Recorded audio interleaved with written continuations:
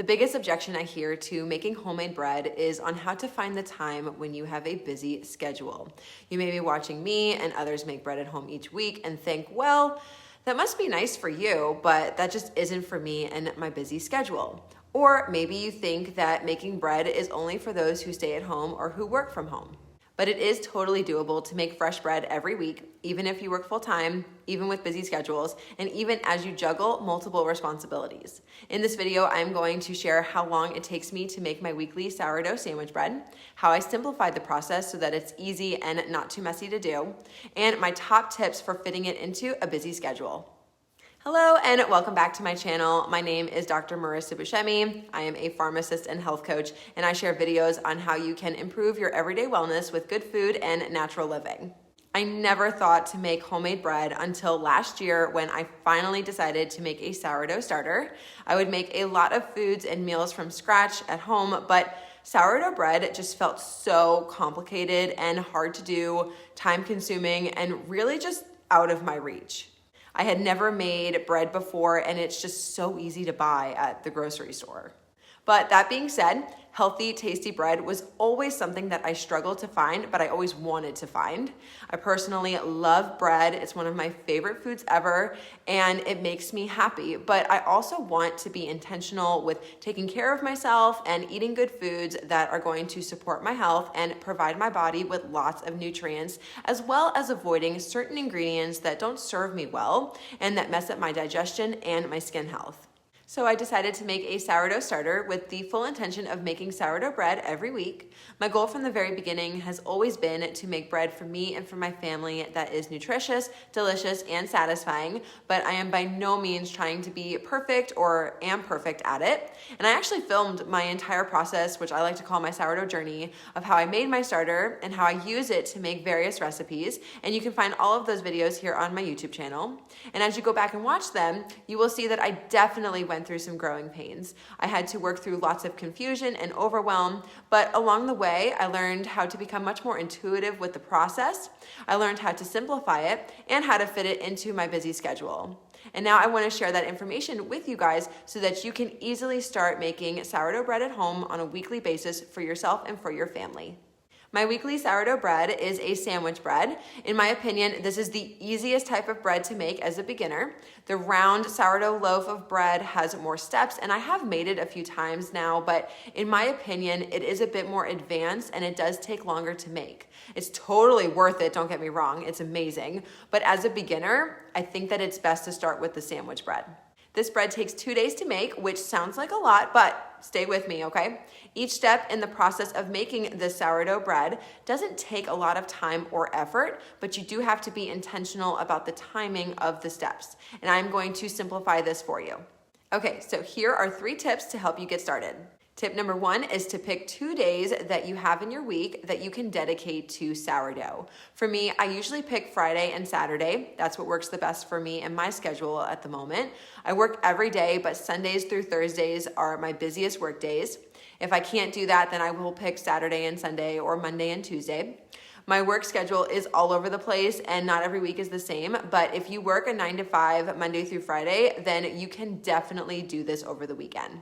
Tip number 2 is to stock your kitchen with the appliances and tools that will assist you in this process. We are not trying to make bread once. We want to form a habit of making it each week. So the best way to do that is to make it easy to do, and it is okay to invest in this because you are going to get your money's worth on it. Very simply, you need sourdough supplies, which I got most of mine through starter kits, a grain mill, and the grain that you want to mill if you plan on milling your own flour, which I highly recommend doing because it will truly upgrade the nutrition and flavor of your bread and other baked goods. I also highly recommend a stand mixer with a dough hook that will knead the dough for you, a large bowl where you can set your dough and allow it to rise and ferment, and lastly is a baking loaf pan so that you can bake off your bread.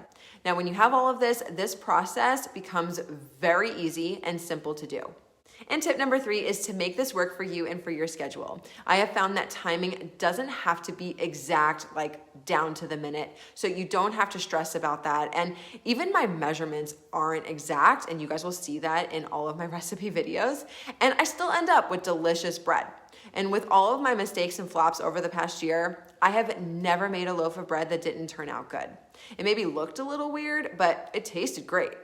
So it is fairly resilient, and if it does mess up, it's okay. You can use it for breadcrumbs or to make bread pudding or French toast or something else. Unless it's truly burnt to a crisp like that, you can just throw away. But otherwise, there is some way that you can repurpose it. And you always learn from your mistakes, so nothing is ever wasted. I also don't measure anything in grams. For me, that is kind of stressful. Feels like I'm back in school and chemistry lab, which was fun at the time, and chemistry was my favorite topic, but I'm ready to move on from that feeling. But for you, you may love that. So that's totally fine. Just do what feels right for you. But I say that because having to weigh everything in grams when you're cooking and baking can feel overwhelming for some because you're not used to seeing recipes written out like that or following it like that. And I know I'm not. So ultimately, you don't have to do that. And I like to say that if you can make a cake box mix, then you can do this. Okay, so let's walk through the process together, and I'm going to timestamp it as well. So I took my starter out of the refrigerator. Since I don't use it every day, I leave it in the refrigerator when I'm not using it. This way I don't have to feed and discard every single day. I will feed my starter organic all-purpose flour and filtered water, and then stir all that together so that I incorporate lots of air. Then I set it aside and continue on with my day, and I don't think about it until dinner time. Then at dinner, my starter is ready to go, and I mill my wheat berries at this point to make fresh flour. That takes about a minute to do. It's a very easy process. And then I add all my dough ingredients into my stand mixer.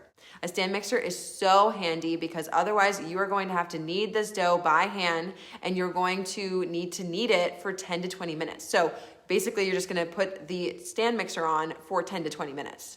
Now, the most common stand mixer that you may see others use, or you may even already have at home yourself, is the KitchenAid mixer. And so that's what I thought I needed to get when I was getting started with this. And I didn't have one before, but I specifically bought it because I wanted help kneading the dough. I was doing all of this work by hand before I got it. And so that's why I just finally decided to pull the trigger and go ahead, make the purchase. But after using it, personally, I was disappointed with it. My experience with it was that it got hot and I was worried that it was going to overheat. It would shake quite a bit, even at a low setting, which made me nervous. And I felt like I had to stay close and supervise it, which is really annoying. And it kind of defeats the whole purpose of getting the stand mixer because it's supposed to do the work for me. And then at that time, during those 15 minutes, I want to go and do the dishes and clean up and cook dinner and change out laundry and check emails or just do something else in that time frame. But I couldn't, and that was frustrating.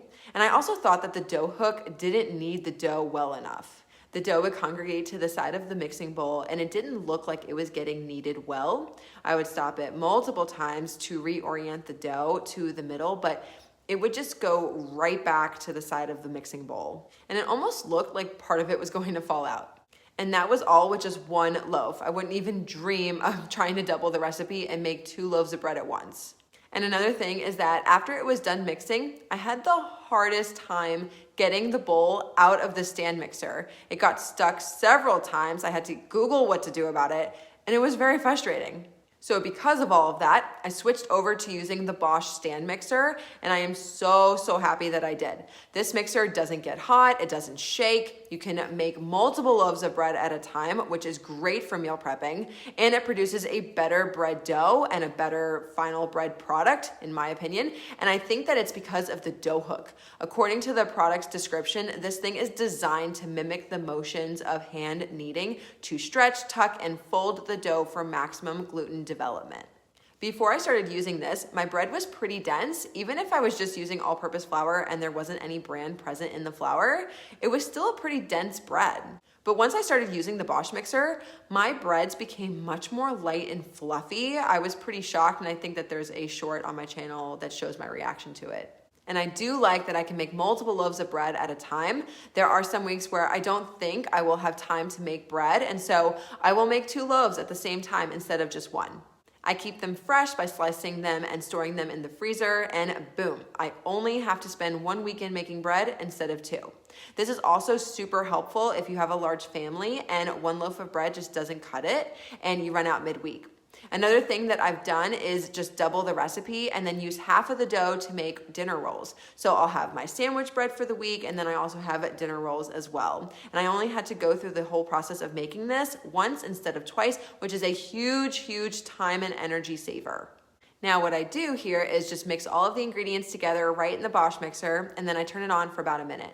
Then I turn it off and allow the dough to sit for 30 to 40 minutes. I'm only doing this because I'm using freshly milled flour. Store-bought flour has been aged and absorbs liquids quickly, but I have found that freshly milled flour takes a little bit of time, and you get much better results when you allow it to sit for a little bit. So in this time, I will finish cooking and eat dinner, and I'm not like timing this or anything, but as soon as I'm done eating dinner, I will go ahead and set the timer for 15 minutes, turn the mixer back on, and then I will clean up from dinner during this time. Afterwards, I take it out of the stand mixer bowl and place it into a large glass bowl that I lightly grease with a little bit of avocado oil, and then I cover it with plastic wrap. Now this needs to ferment for about 12 to 14 hours. At this point, I clean the Bosch mixer, which is very easy to do, and then I just go to bed and deal with the dough in the morning. So the key thing here is that I don't feel like I'm waiting on the dough, I'm just making it work with my existing schedule.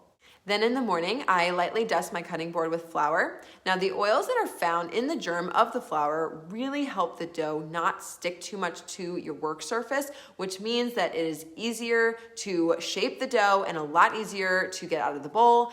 And I don't have to cover my work surface with like so much flour to prevent it from sticking, which makes cleanup much easier. Doughs that I have made with 100% all-purpose flour stick like crazy, and I have to use a lot of flour on the cutting board while I shape the dough, and then it takes a lot longer to clean up. Then I quickly shape the dough and place it into my loaf pan and cover it with plastic wrap. This is going to rise for about 2 to 4 hours or until it has doubled in size. Another name for this process here is called proofing if you're looking at recipes. At this point, I will run errands, go to the gym, do some work around the house. Essentially, I move on with my day. And then after I get back, I will take a look at the dough, see if it has doubled in size. And if it has, then I go ahead and preheat the oven, and I will brush on some avocado oil to help it brown. And then I bake it in the oven for 45 minutes. Usually I set a timer and again, go about my day. I will still stay in the house, obviously, just to make sure that it's okay, but I can do other stuff like laundry, cleaning, meal prepping, etc.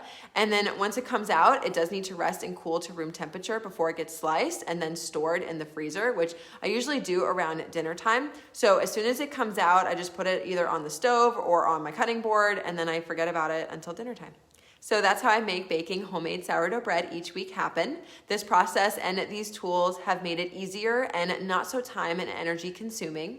It also makes cleanup way easier as well. If you guys have any questions, then please comment them down below. And if you would like to get a grain mill and the Bosch mixer, then you can use my affiliate link in the description box and my discount code simply20 to save $20 on each. So if you bought both, then you would save $40. I have also linked my sourdough supplies, water filter, all of the tools that I use in this video down in the description box. If you need to learn how to make a sourdough starter, and if you would like the recipe for the sandwich bread that I made in this video, then you can click on these 2 videos right here. Otherwise, thank you so much for watching. Give this video a big thumbs up, subscribe if you haven't already, and I hope to see you in my next video. Stay well, my friends. Bye.